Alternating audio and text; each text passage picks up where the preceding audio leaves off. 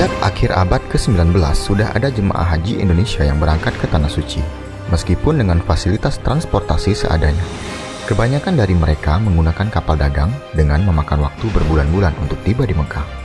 Arsip perjalanan haji sejak abad 19 dan awal abad 20 menunjukkan bahwa jemaah haji banyak dirugikan sebagai akibat upaya monopoli, kesederhanaan berpikir calon jemaah haji, lemahnya pengetahuan tentang situasi negeri asing.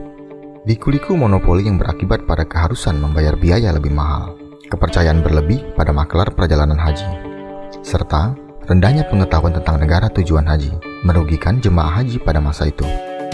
Tahun 1948, Indonesia melakukan kerjasama dengan pemerintah Arab Saudi terkait keberangkatan haji. Sejak itu, pemerintah Indonesia mengambil alih segala penyelenggaraan ibadah haji Indonesia. Hal ini dikarenakan banyaknya pihak swasta yang gagal memberangkatkan jemaah haji Indonesia. Tahun 1951, Keputusan Presiden Nomor 53 Tahun 1951 menghentikan keterlibatan pihak swasta dalam penyelenggaraan ibadah haji dan mengambil alih seluruh penyelenggaraan haji kepada pemerintah. Tahun 1952, dibentuk perusahaan pelayaran PT Pelayaran Muslim sebagai satu-satunya panitia haji dan diberlakukan sistem kuota. Serta di tahun ini juga pertama kali diberlakukan transportasi haji udara. Tahun 1959, Menteri Agama mengeluarkan SK Menteri Agama nomor 3170 yang menyatakan bahwa satu-satunya badan yang ditunjuk secara resmi untuk menyelenggarakan perjalanan haji adalah Yayasan Penyelenggaraan Haji Indonesia. Tahun 1960, keluarnya Peraturan Presiden Republik Indonesia nomor 3 tahun 1960 tentang penyelenggaraan urusan haji. Hal ini pertama sekali terbentuk Panitia Negara Urusan Haji yang selanjutnya disebut Panuhat, yang sekarang disebut Panitia Penyelenggaraan Ibadah Haji. Tahun 1964, kewenangan penyelenggaraan haji diambil alih oleh pemerintah melalui Dirjen Urusan Haji. Tahun 1969, Keputusan Presiden Nomor 22 Tahun 1969, pemerintah mengeluarkan kebijaksanaan mengambil alih semua proses penyelenggaraan perjalanan haji oleh pemerintah.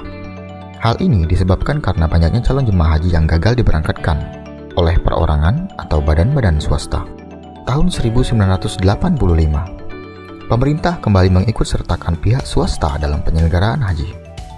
Tahun 1999, pertama sekali adanya dasar hukum tentang penyelenggaraan haji dalam produk hukum undang-undang, yaitu ditetapkannya Undang-Undang Nomor 17 Tahun 1999 tentang penyelenggaraan ibadah haji dan memadatkan pelayanan, pembinaan, dan perlindungan bagi jemaah haji.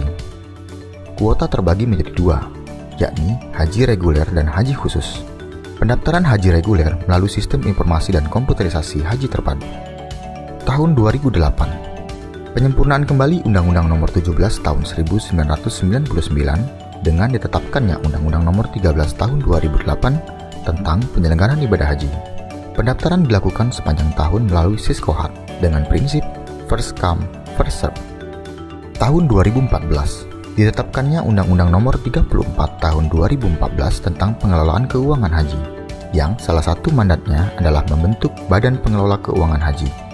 Lahirnya undang-undang ini merupakan tekad dan semangat baru dalam pengelolaan keuangan haji, dalam menghadirkan negara dalam keberpihakannya kepada calon jemaah haji dan masyarakat. Dengan melihat sejarah penyelenggaraan haji di Indonesia, tampak jelas bahwa tidak diperlukan perubahan revolusioner dengan membentuk lembaga baru, karena kinerja penyelenggaraan haji dari tahun ke tahun semakin membaik. Pengalaman di tahun 60-an contohnya, di mana swasta juga diperbolehkan melakukan penyelenggaraan haji, tapi ternyata harapan tidak terwujud, sehingga pemerintah kembali mengambil alih kewenangan penyelenggaraan ibadah haji melalui Kementerian Agama. Cukup menitik beratkan pada 5 fokus perhatian Menteri Agama terhadap penyelenggaraan ibadah haji di Indonesia. Dengan menitik beratkan pada 5 fokus perhatian tersebut, diharapkan dapat meningkatkan kinerja penyelenggaraan ibadah haji di Indonesia.